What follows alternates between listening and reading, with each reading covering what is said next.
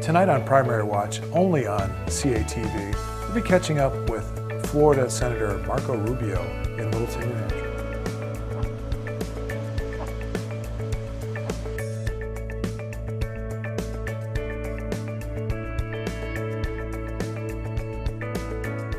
I thank you all for coming out tonight. I know we're now just days away from Christmas and the holidays, and for you to take time to hear and listen to me today, I'm really grateful. And I can't wait to get to your questions. I did want to start briefly by describing to you how I view this election. I don't view it as a simple choice between political parties. I honestly believe this election is a referendum about our identity as a nation, as a people.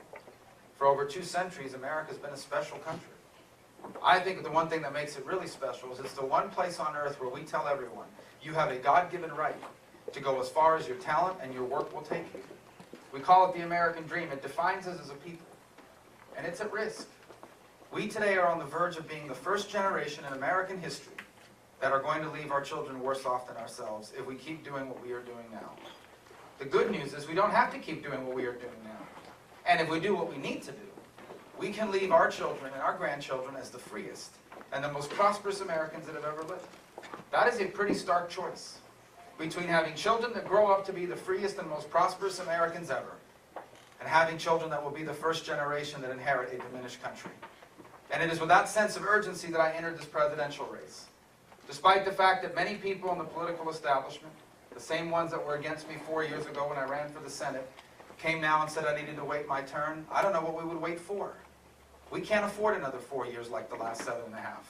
And that's why the time to act for us is now. And I hear the frustration in people's voice. I see it. The millions of people who feel out of place or in their own country, like if you're being left behind. You feel that way because the economy's changed.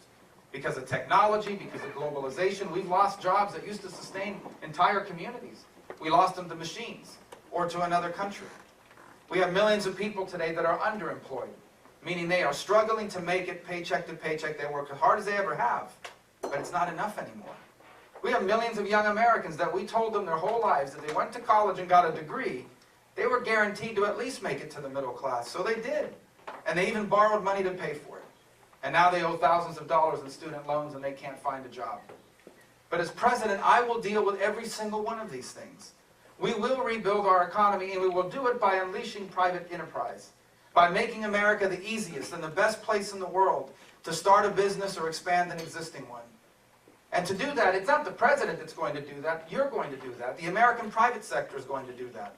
The people who start businesses out of the spare bedroom of their home are going to do that. And you're going to do that because we're going to make America the best place in the world to do it. Through tax reform, by limiting regulations, by balancing our budget, by repealing and replacing Obamacare. We do those things and we will... By the way, I don't like to brag, but this is an election I'm going to brag just a little bit. I'm going to tell you that of all the people running for president, we are all against Obamacare. I am the only one running for president that has ever scored a victory against Obamacare. Because over the last 2 years, I was able to get the bailout fund in Obamacare defunded.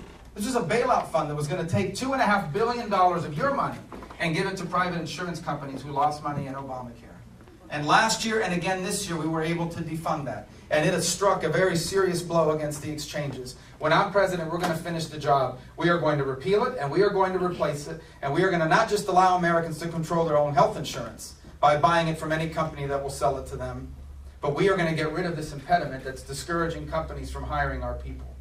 We're also going to deal with college affordability, by the way. We're going to have more vocational training in this country. I don't know why we stopped training people to do that work. I've argued we should open up financial aid. Not wait till people finish high school. While they're in high school, let them go to high school in the morning and use financial aid to go to trade school in the afternoon. And when they graduate, they don't just get a high school diploma. They're a welder. They're a plumber. They're a pipe fitter. They're a machinist. They're an airplane mechanic or a car technician, making $50,000 a year at 18 years of age. That sounds like a good plan for millions of Americans who today are stuck. The second thing that you hear from people is government has never been more out of touch. They're right. Trust me, I work there. It has never been more out of touch with your lives than it is today. Things that make no sense. We have safety net programs, anti-poverty programs that have become a way of life.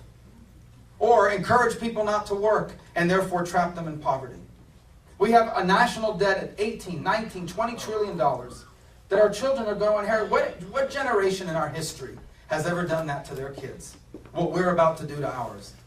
Leave them with $20 trillion or more in unfunded liabilities and debt. That's an outrage. We have a world that's more dangerous than it's been in a long time. And we are systematically undermining our military's capability to succeed with these ridiculous budget cuts that sadly even some Republicans have supported. Republicans running for president have supported these defense cuts. These defense cuts do nothing to help balance our budget. But here's what they're going to do. They're leaving us with the oldest and the smallest Air Force we've ever had, the smallest Navy we have had since 1915, the smallest Army we've had since the beginning of the Second World War. This is not a time for us to be diminishing our intelligence or our military capabilities. And if this is not the party of a strong national defense, there won't be a strong national defense party in the United States. These are the reasons why people feel government's out of touch. And we're going to deal with every single one of those things when I'm president. For starters, we will bring balance to our budget.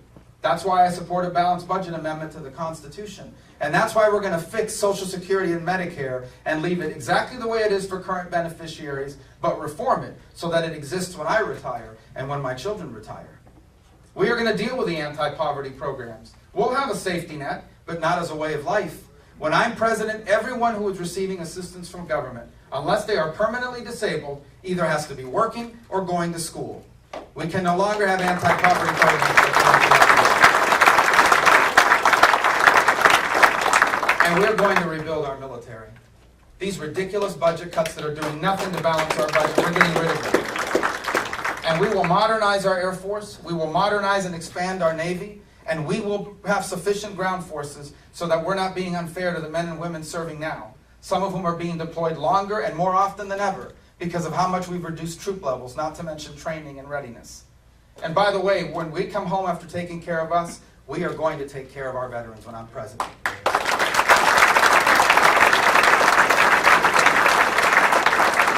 Everyone running for president, I would say on both sides, cares about veterans. But again, I am the only one that has achieved real reforms in that field. Last year, I passed a law that gave the VA secretary the power to fire senior executives at the VA that weren't doing a good job. It's shocking that you need a law to be able to do that. Unfortunately, they've probably only fired 1 or 2 people, and those are on appeal. Meanwhile, they've given out dozens of bonuses.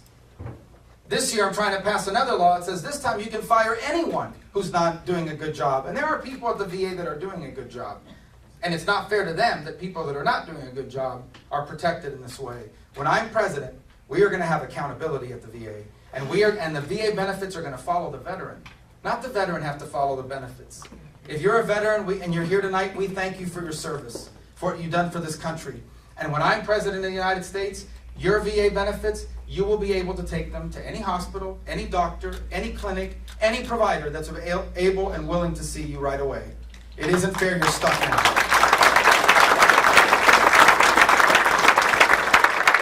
The last thing I hear from people is, it feels like America is a nation in decline. That is our reputation around the world.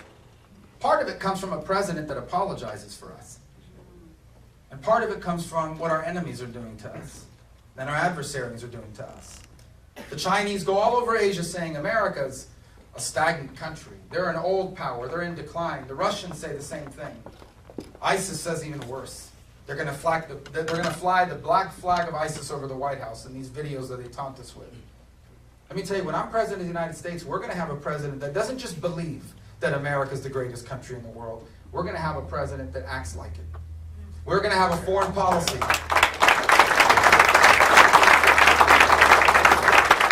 We're going to have a foreign policy of moral clarity where our allies know they can trust us and our adversaries will know not to test us. And we are going to teach our children in this country the truth that this, the United States of America, is the single greatest nation in the history of all mankind. It's worth fighting for, it's worth protecting, and it's worth them inheriting the same kind of country that our parents left for us.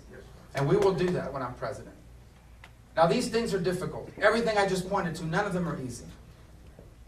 But we have it within our reach to fix every single one of them. But we have to do it now. What's being asked of us is no different than what every generation before us was asked to do. This country has never had it easy. Never had it easy because what we have in America is special. And anything that is special is hard. And so for 220, 30 some odd years, each generation throughout our history has had to confront great challenges. And they did. Now it's our turn. Now the time has come for us to do our part. Now the time has come for us in this election, at this moment, in this generation, to confront and fix our challenges once and for all. And if we do that, then our children and our grandchildren will be the freest and most prosperous Americans that have ever lived. The American dream that changed my life and your life and the world won't just survive. We can expand it to reach more people and change more lives than ever before. And the 21st century won't just be as good as the 20th century. It will be better. It will be a new American century. And it is with this sense of urgency, but also excitement about the opportunity before us, that I come here tonight to ask you for your vote. I will work hard every single day, if you elect me, not just to keep you safe, but to do what it takes to ensure that when our time here is done, history will say that this generation was the author of the greatest chapter in the amazing story of America. So I want to answer your questions. So earlier you were describing vocational schools, whether in high school and after, and making that more affordable and easier for students to do.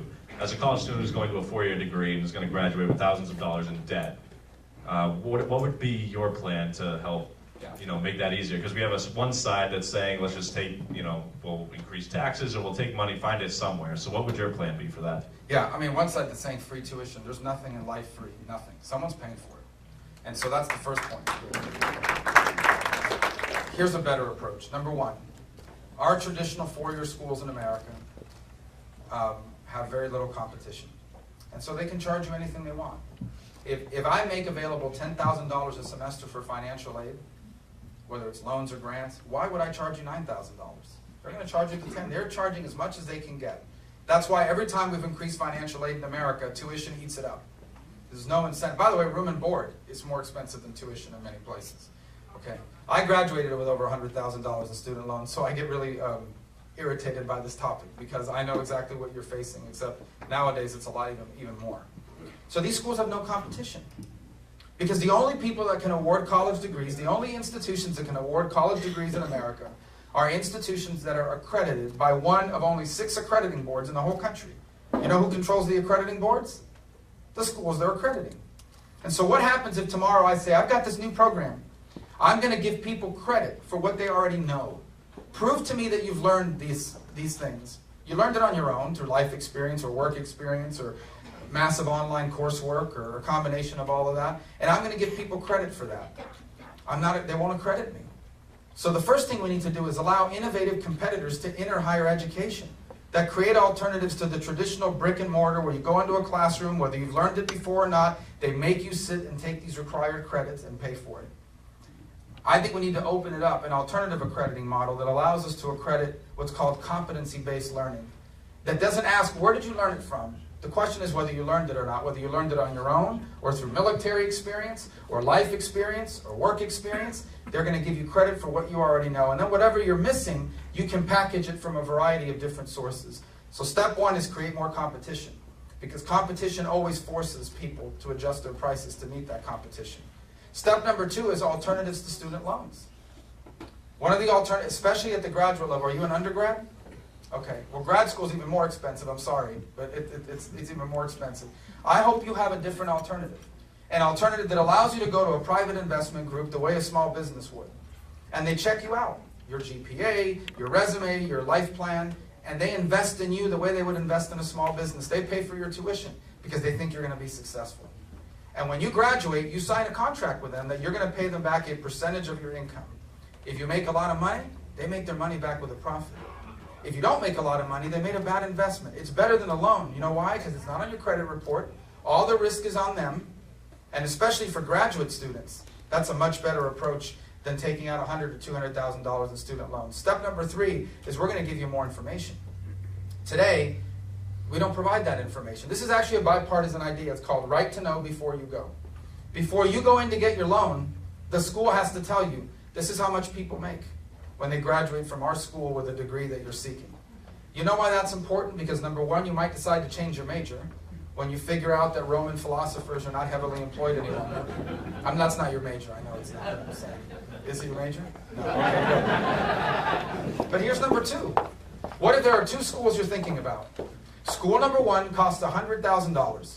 School number two costs $15,000, because that's the disparity between some schools.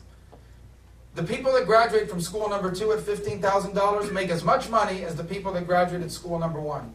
You're going to go to school number two, because you're paying less and getting the same thing. Do we really know the answer to that today? We don't. Instead, people decide where to go to school based on reputation and U.S. News and World Report rankings and where your friends are going. If you're going to borrow that much money to pay for school, do you not deserve to know what's at the end of that loan and whether you're going to be able to pay it back?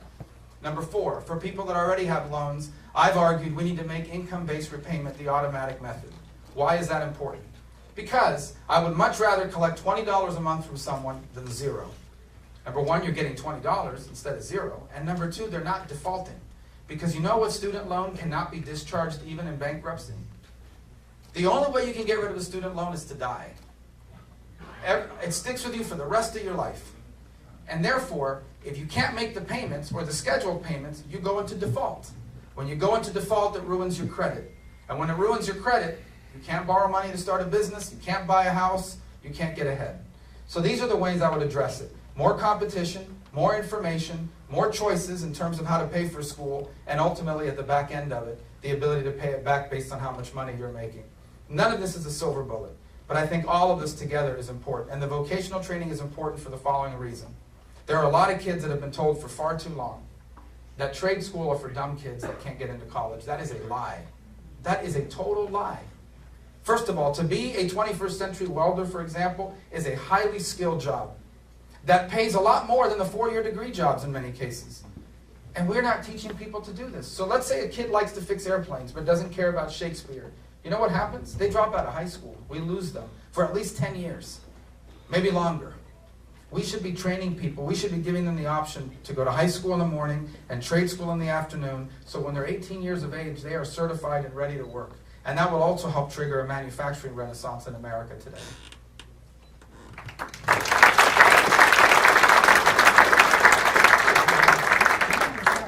Yes, ma'am. I just want to ask you, I'm afraid, frankly, of ISIS and all of that, and I'm worried about us being infiltrated. I don't want to close our borders to people who genuinely are refugees and everything, but what can you say to us about how to protect us? I mean, we have a massive Canadian border up here that, I mean, we're not going to put up a wall between us and Canada. That's ridiculous. But what can we do? Who would pay for it? Canada? I mean, Canada pay for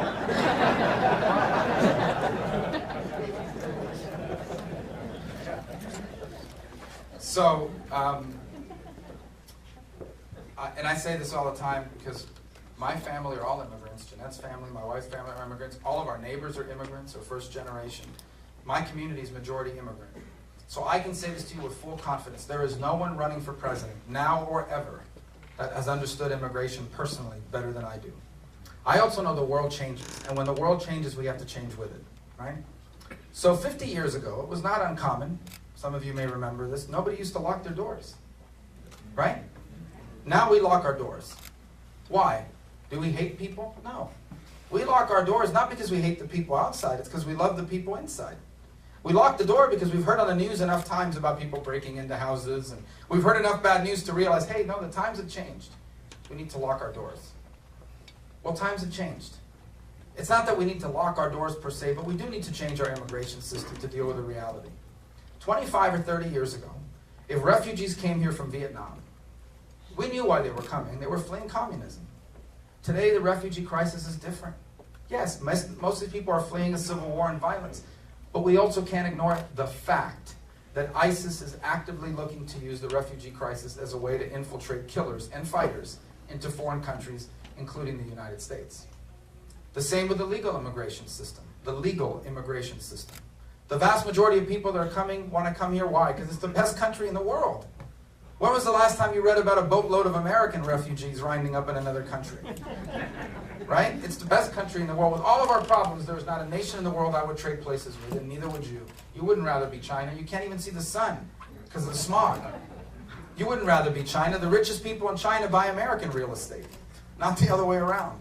So my point is, we're still the greatest nation on earth. And it is true the majority of people coming here come for a better life. But we can't ignore the fact that we know that ISIS is trying to use our legal immigration system to infiltrate people here as students, as doctors and professionals. And so we have to adjust our policies to that reality. In the 21st century, immigration is not just an immigration issue. It is deeply linked to national security, and it is more true today than it was even 5 years ago. We know what it takes to fix this. We know what it takes. Here's what it takes. Number one, it takes more resources. We need more Border Patrol agents, human beings with a uniform and the authority of the law to do patrols and to catch people when they cross. We do need more walls and fencing. Not across the entire border, but we know where people cross, especially on the southern border. We know it's about 700 miles worth of fencing. We only have about 350 that was ever built. And the other 350 is what they call pedestrian fencing, which basically means cones on the ground. That qualifies for fencing. That needs to be 700 miles of real fencing and walls. We need more technology on the border. It costs about $4 billion to put in the cameras, the sensors, the drones, the things we need in those areas in the desert that people cross that will quickly alert you there's been a crossing. Because there's no reason to cross that border legally. If you want to cross legally, we have entry points. That's what it takes to secure that. We need an e-verify system, which works like this. When a business hires you, they run your name through the database, and within seconds it tells you legal or not legal. And if they're not legal, you can't hire them, because if you do, you're going to get huge fines. We don't have that now. 40% of the people in this country have overstayed their visas. So we need an entry-exit tracking system. When you arrive in the U.S. on a tourist visa, we log you in. And when you leave, we log you out. If after 90 days your visa has expired and you haven't logged out, we know you're here illegally. This is what it takes to deal with that. You need to also modernize our legal immigration system. It has to be merit-based. In the 20th century, immigration was largely based on whether you had a relative living here. That's not the kind of economy we have anymore. If you don't have skills, you can't find a job in the 21st century. We need to have a merit-based system of immigration. Now, I know we have people in this country that are illegally. I'll be frank with you, we are not going to round up and deport 12 million people. It's not feasible. People wouldn't support it. But after we've done what I've just pointed out, after we've done what I just said, after we've secured the border and proven to people that it's working, you got to prove that it's working. I think people will be reasonable about what do you do with someone who is not a criminal. If they're a criminal, they can't stay. I don't care how long they've been here. But if they're not a criminal, they pass the background check, they learn English, they pay a fine because they violated the law, they start paying taxes, they had to have been here longer than 12 years, can't just be someone that came last week. They get a work permit. And that's all they're going to have, not citizenship. They don't qualify for federal benefits. They're just allowed to work and travel. I think people would explore something like that after we've done the other things I've pointed to. My last point. This comes to the refugee crisis. It is not that we don't want to accept refugees. This is the most charitable country on earth. Do you realize the American people, not the government, the people, donate more to charity and to causes to feed people than governments on this planet do? Just our people alone. We are the most charitable and caring people on the planet. But our job is to keep you safe. That's the most important job of the federal government. And I'm telling you that if someone comes here from Syria, if they're an orphan, we can vet them. If they're a well-known Chaldean priest in the Christian community, we can vet them. If you're a 90-year-old widow who's disabled, common sense. But the vast majority of people aren't that. They're 25, 35, 45 years of age. We don't know anything about them. This is a part of the world where there are fraudulent documents. There is not a 1-800-SYRIA number we can call and find out who you are. No matter how many times we run you against the database, if you were a terrorist, you won't show up on the database because we don't have one. And so the point is, this is an issue we have to be 100% right on. Because let's say we decide to accept 10,000 refugees, and 9,999 of them are good people, and one of them is an ISIS killer. We made a huge mistake. And I don't care who they are.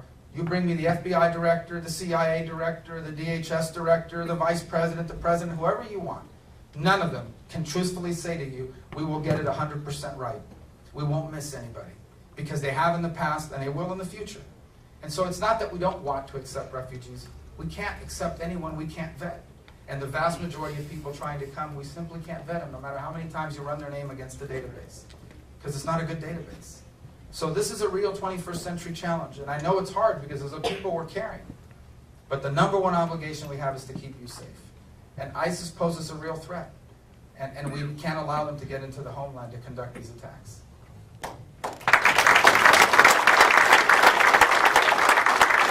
make sure we get her. She's been patiently waiting. So my name's Matthew. I'm part of a debate club, and this year I've been doing a lot of research about the federal court system, and just found countless issues with it, such as the unaccountability of the fiscal court and innocent people getting sentenced to life sentences in prison or even put to death because of false testimony from jailhouse snitches, and just countless issues like that. Now, as president, do you have any plans to reform the federal court system? Well, I think in the cases you're talking about, people going on death row, those are primarily state courts, right? It's happened on both, but primarily. Yeah, I mean, the death penalty at the federal level is very limited to like Yeah. treason or crimes and the military. The vast majority, enormous, overwhelming majority of people on a death row are on a state death row. And look, I've always said that I have concerns about the way the death penalty is applied in the U.S. because there's been evidence that shows that if you can hire private accountants, the better your lawyers are, the less likely you are to wind up on death row. And that's a concern at the state level. It's not a federal issue. As far as the other courts in the judiciary, you mentioned the FISA court. Guys, the FISA court is a privacy court.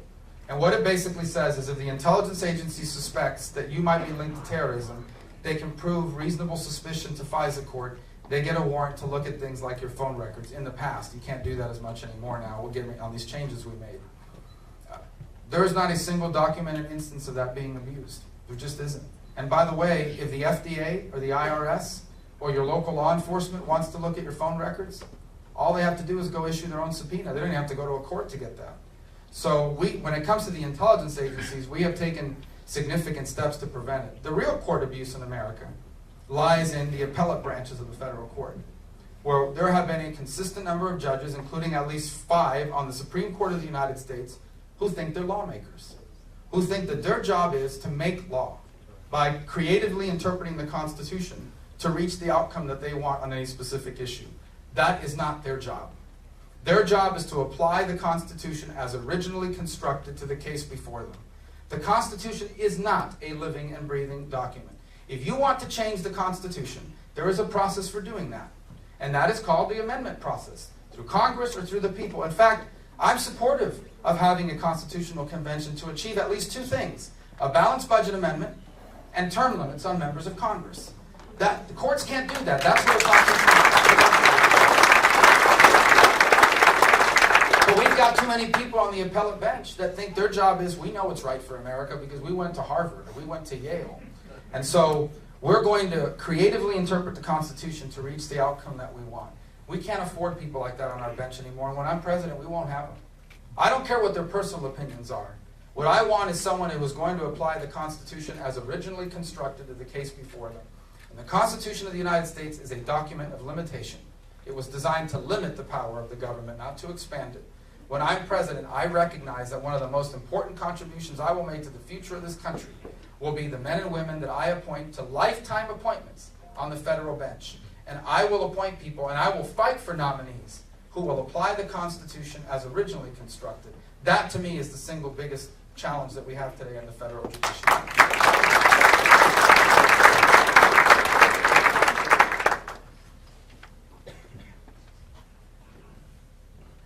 The microphone?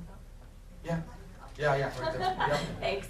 My question for you is, what is your response to those who question your ability to hold this nation's highest executive role, given that so many of your competitors have had previous executive experience either in the private sector or at the state level? Well, number one, I would remind you that there is no such thing as experience that fully prepares you for the presidency. Being president of the United States is not like being a governor. I was the Speaker of the Florida House. I worked closely near governors for all those years that I was there. It is nothing like being governor. It is nothing like being a senator either.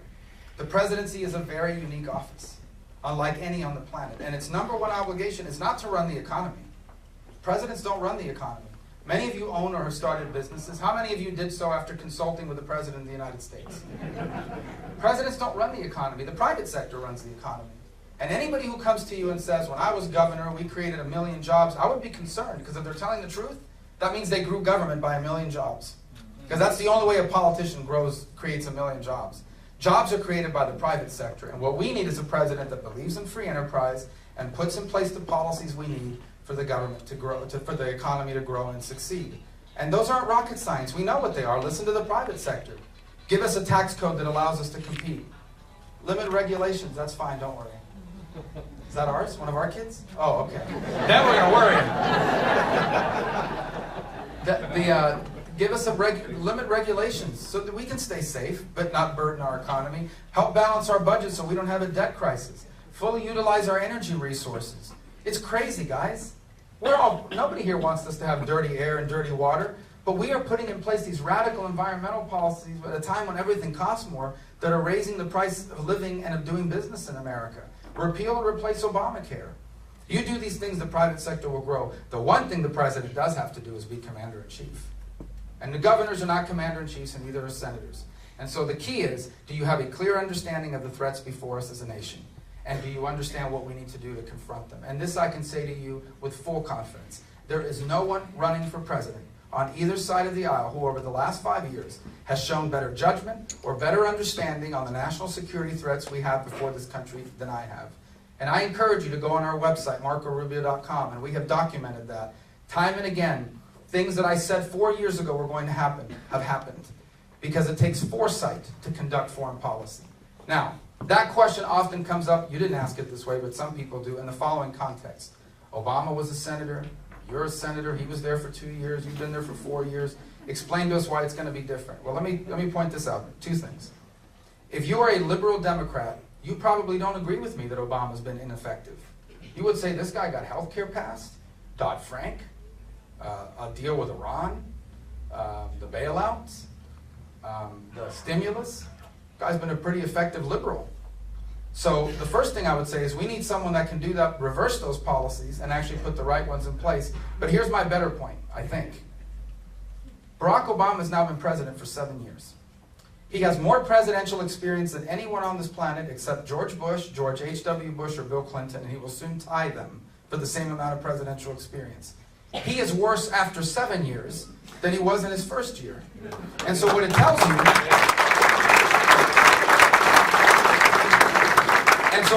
you, is that it's not experience he was lacking, it's his ideas weren't any good.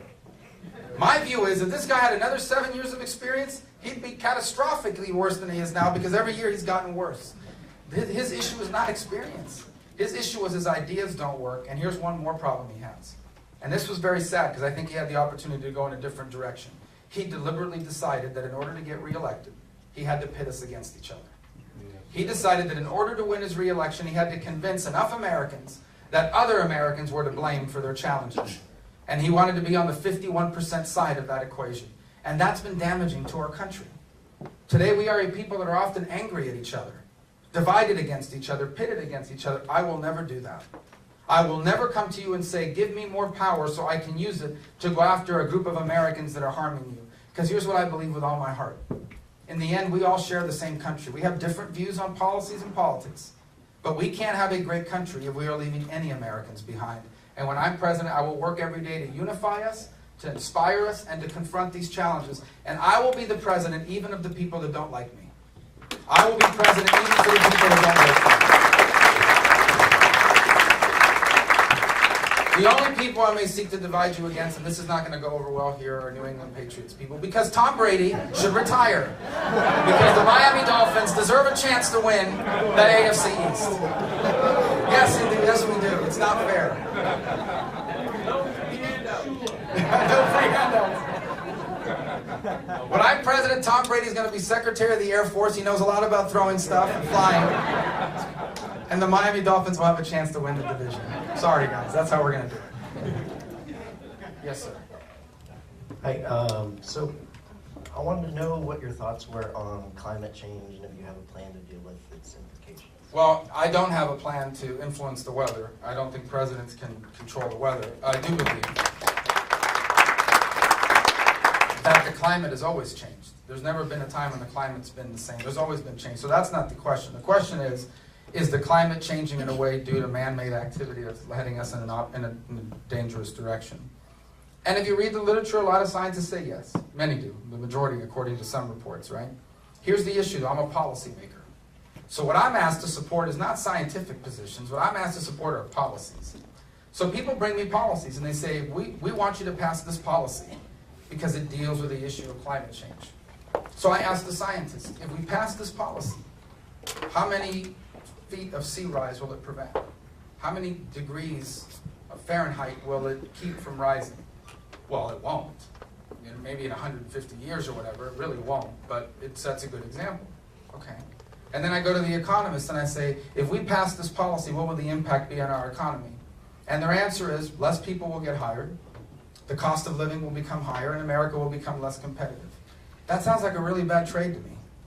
To hurt our economy without any measurable ecological impact now or in the foreseeable future doesn't sound like a good trade to me. What is a better approach?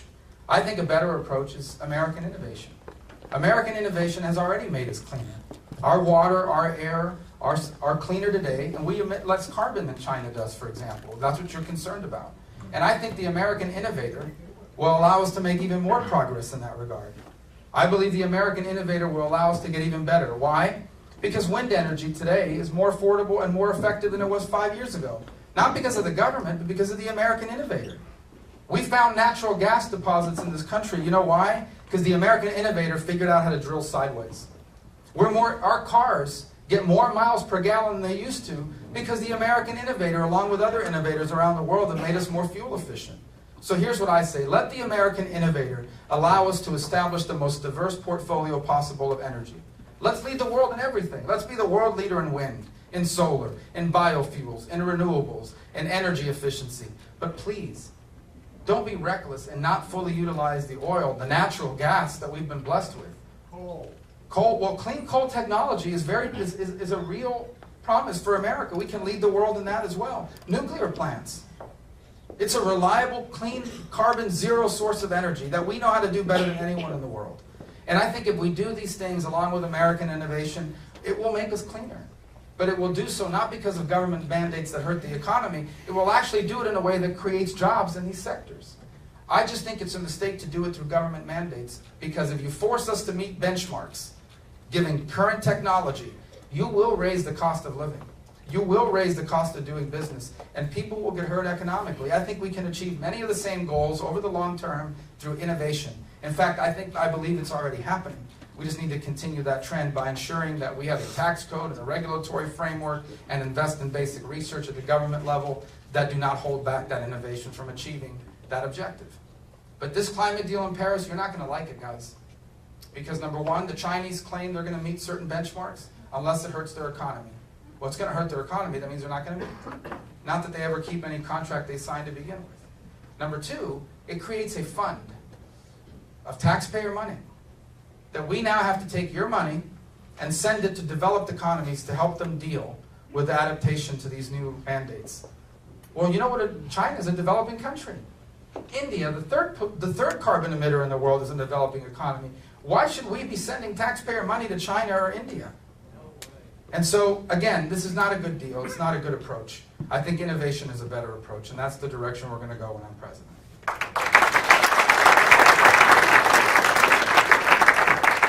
I've been watching your campaign, and you've come under some criticism, some questions as maybe not being conservative enough. I know Jeb Bush has criticized your attendance record. Just last week, there's a $1.1 trillion spending package. From what I understand, there's goodies in there for everybody, including us. I think the Speaker of the House even put some personal landscaping in there, from what I understand, for his own benefit. But you missed the vote. No, that's what I've got a letter to my congresswoman to see if it's truly in there. Yeah, I would. Ryan would put money. Private security fence around his house. Oh, well, that's different. That's But ultimately, it's expensive, and you missed the vote. And I read that you had commented to CBS that an absent vote was really a vote against that.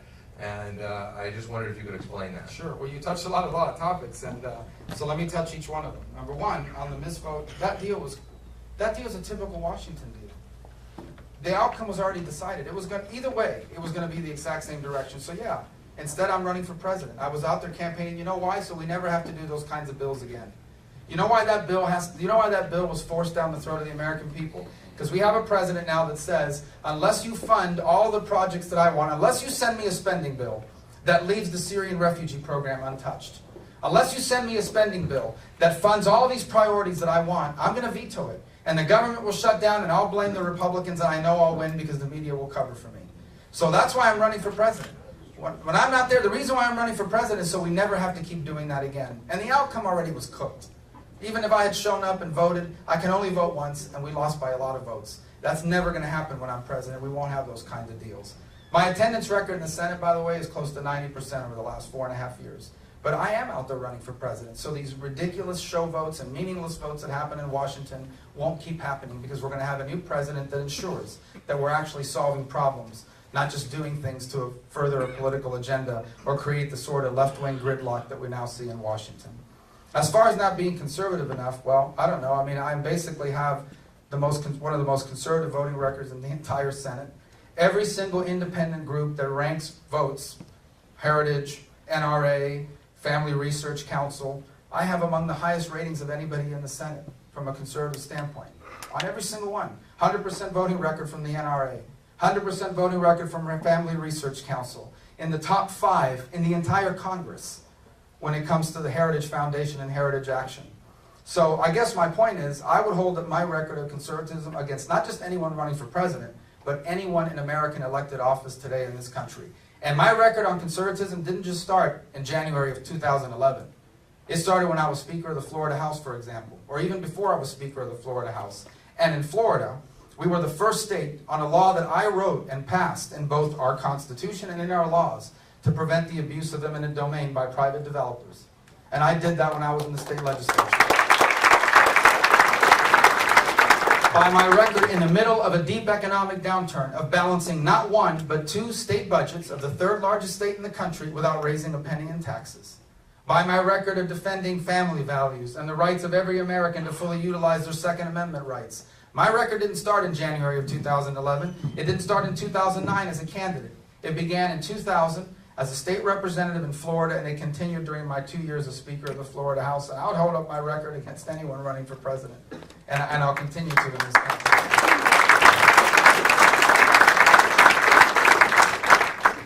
With your definition of the uniqueness of the job you're after in your Brady comment, to whom are you going to look? To whom are you going to look for guidance and advice in cabinet members? Probably Bill Belichick.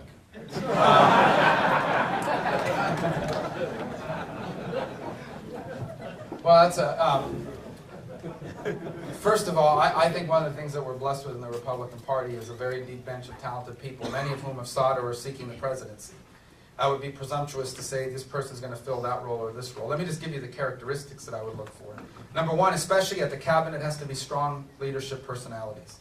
Because you're putting these individuals in charges of bureaucracies and agencies that are deeply entrenched, with employees that have been there and have seen presidents and politicians come and go. And so I am going to, that's my kid, nothing I said, right? My kids are walking out, all right. They don't like Belichick either. I like Belichick. Guys, this is all envy driven, I hope you know that. So I'm looking for people that have strong personalities, who could, as a result of those strong personalities, be my representative to the agencies, not the agency's representative to me, and that's a big deal. A lot of times you appoint people to those positions that have been in government a long time, maybe they've been in the Senate for 20 years, and they become captive. They fall in love with the agency as opposed to working on behalf of America. That's the first thing I'm looking for. The most important thing that an executive does is not micromanage. If any of you have ever been in an executive position, you know that micromanagement is not what an effective executive does. What an effective executive does is identify the right people, put them in the right position, show them the direction you want the agency or the government or the nation to go, and hold people accountable for the results. So I'm looking for the right people put into the right positions with the right personality to achieve the policy objectives that I'm laying out in this campaign. And we're going to hold them accountable for the results. And if they're doing a good job, they'll stay. And if they're not, they'll be removed and replaced. And my hope is we won't have to do that with anybody. Those are the characteristics I'm looking for. But the most important thing I can point to, especially in the big bureaucracies, like the Department of Defense, the Department of State, and the Department of Labor, some of the big agencies, is you better have somebody there strong enough to stand up to the people underneath them, many of whom have been there for 25, 35 years, whose attitude is, we don't care what Congress says. We've seen congressmen come and go, and we've been here for 35 years, we're going to do it our way. And too often we have put people in these agencies that have gotten run over by them. The VA is an example. It's a good person running the VA, but it hasn't had the strength to confront the entrenched bureaucracy that does not allow that agency to carry out the laws that Congress has passed in terms of accountability. So these are the sorts of characteristics that I would look for, and I would add one more thing. I'm not just going to look for people in government. I think there are many people that have a deep understanding of organizations and how to structure organizations to achieve results, that I would cast a wide net in hoping to bring in some people from the private sector who would be willing to serve their country in an office such as this for the next 4 to 8 years in the hopes of helping us turn this country around. And I hope to cast a wide net in terms of bringing and attracting people in. But I will say that given the talent in the Republican Party, including among senators, but many of our governors, we will most certainly think about a lot of them for some of these positions. Again, presumptuous to name names, but certainly I think we have a deep and talented bench of people that could serve our country.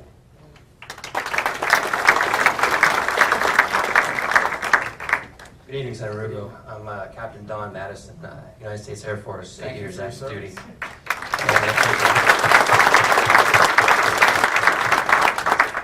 Now, I fly those aircraft that you call as part of the aging fleet, and I take a little bit of offense to that because we can still kick the ass of any other Air Force in this world.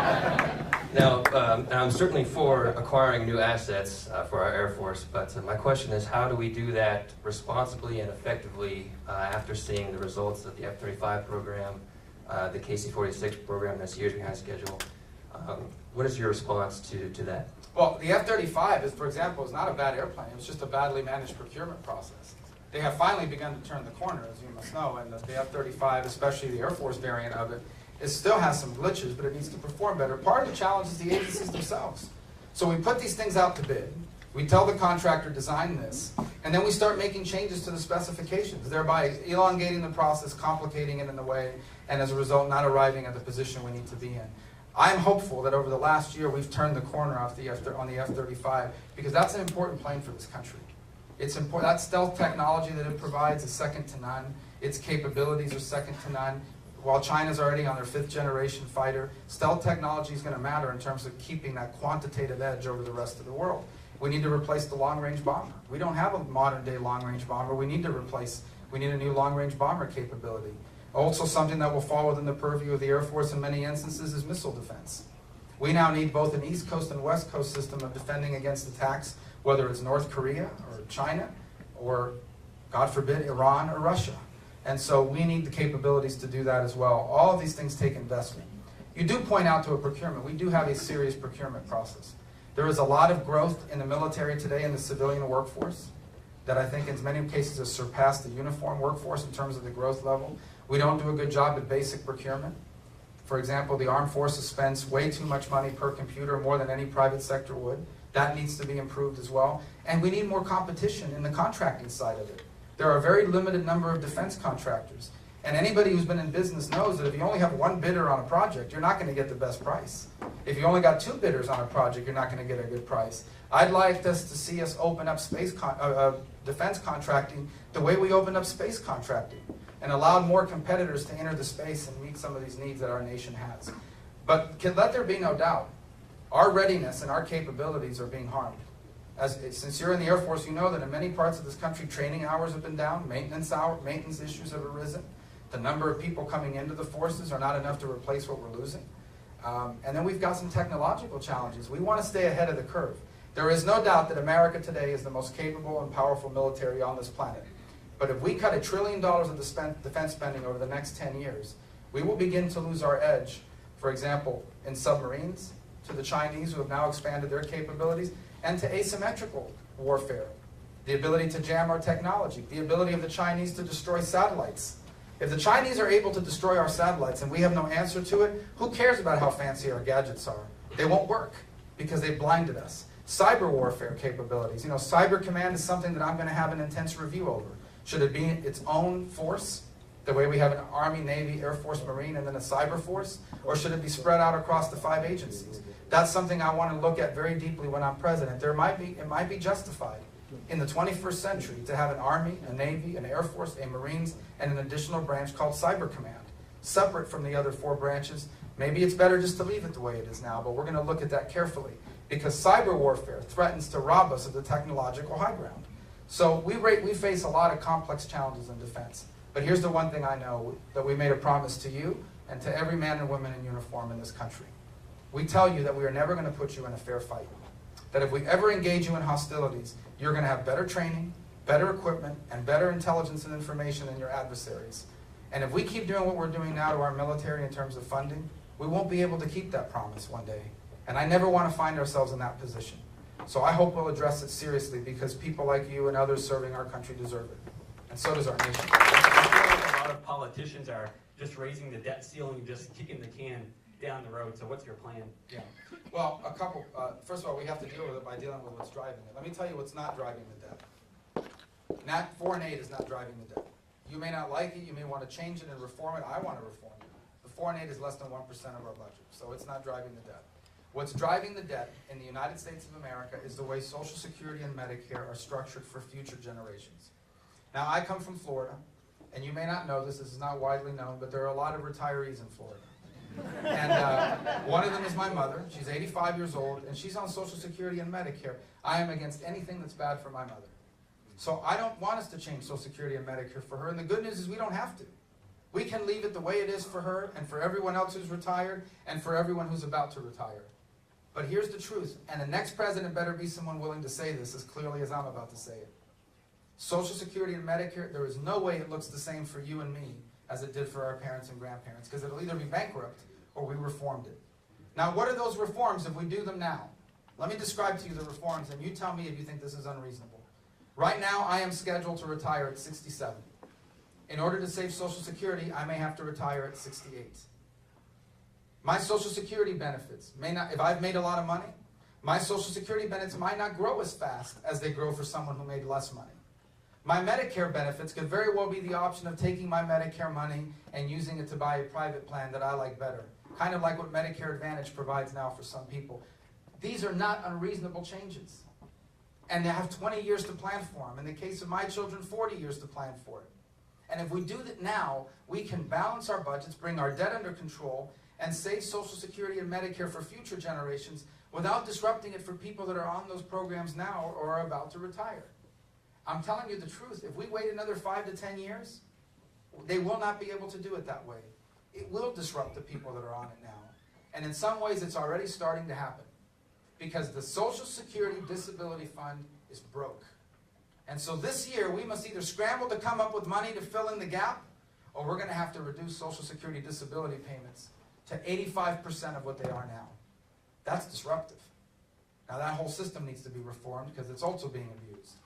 Long-term disability is now being used by some people as the new long-term unemployment because it's so easy to get on it and so difficult to get someone off. Again, if someone is legitimately and permanently disabled, that's one thing. But we've got some real abuses in that program, and it's leading to some of this. But guys, the next president of the United States, which I pray and hope will be me, and I'm working hard to achieve that, will not be able to be president for 8 years without addressing the issue you just raised. There's no way. The clock is ticking, and we better deal with it, and this is the only way to do it. And if we fail, and the interest rate on the debt goes up to a normal historical average, we're going to end up spending more just servicing our debt, the interest on the debt, than we spend on our military. That would be outrageous. That would be dangerous, and that's where we're headed. So this is the only way to address it, and the sooner we do it, the less disruptive it's going to be, and the better and more stable it's going to be for everybody.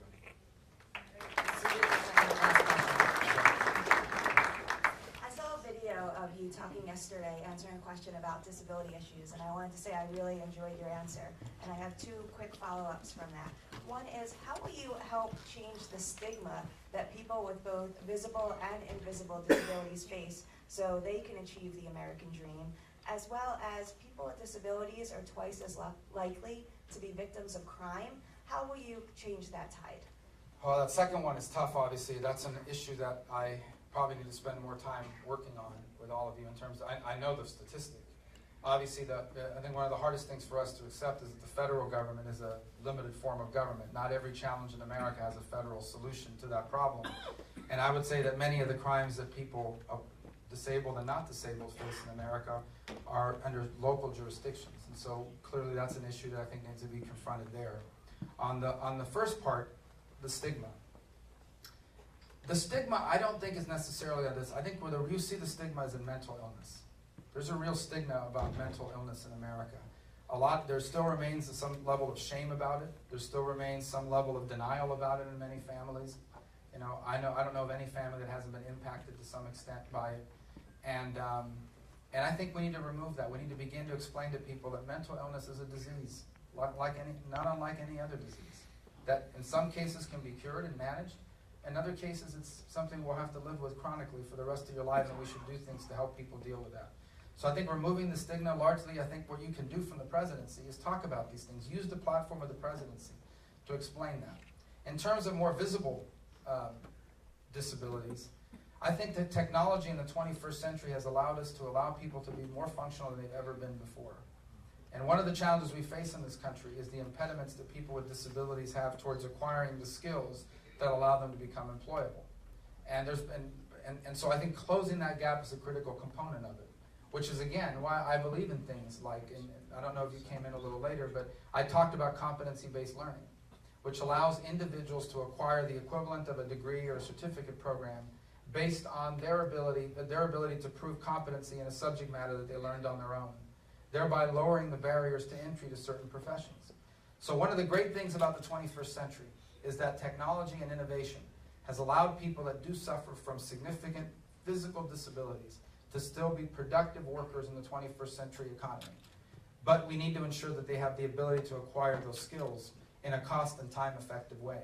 And that's where I think advances in competency-based learning could truly be helpful. And the other is in the K-12 system. There are a lot of children in America that face a host of disabilities. It could be the broad spectrum that covers autism. It could be a host of other issues. And oftentimes their parents live in a school district that does not provide adequate resources for children facing those challenges.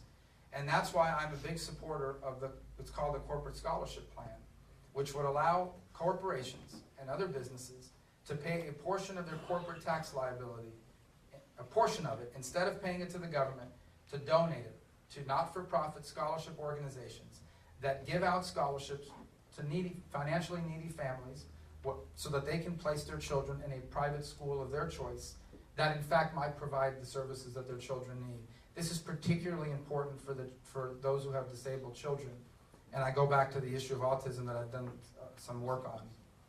If children do not get that early intervention in those first few years, the chances of being able to address it becomes harder and harder as every year goes on. And there's a wide plethora. And autism is especially tough because it has a medical component to it. There's a medical manifestation, whether it's nutrition or there's all sorts of medical things that come about as it, but there's also all sorts of other behavioral issues that need to be confronted early on for them to be functional in a classroom. All of that depends on the earliest possible diagnosis and options in terms of therapies and education and services. And if the parents can't pay for it, and many of them cannot, these children don't receive those services, and then it's too late.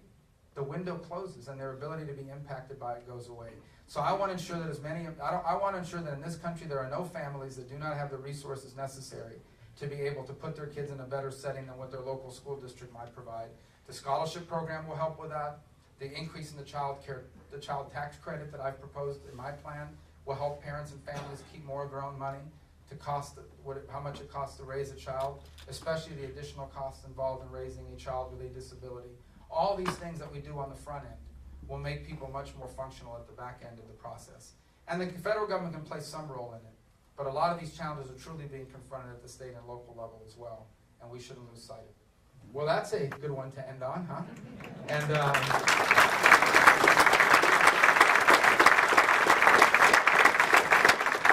I appreciate very much you coming here tonight. I know how seriously you take this decision. Of course, New Hampshire plays such a critical role in selecting the leader of the free world and the next president of the United States. I'll continue to work hard to earn your support. I hope that tonight I've earned the support of some of you, and if I haven't, I'm going to keep coming until we do. But I want to once again ask you for your help. I know there are a lot of good people running, but I honestly believe that we're the only one in this race that identifies this race for what it truly is, and that is a choice about our identity as a nation and as a people.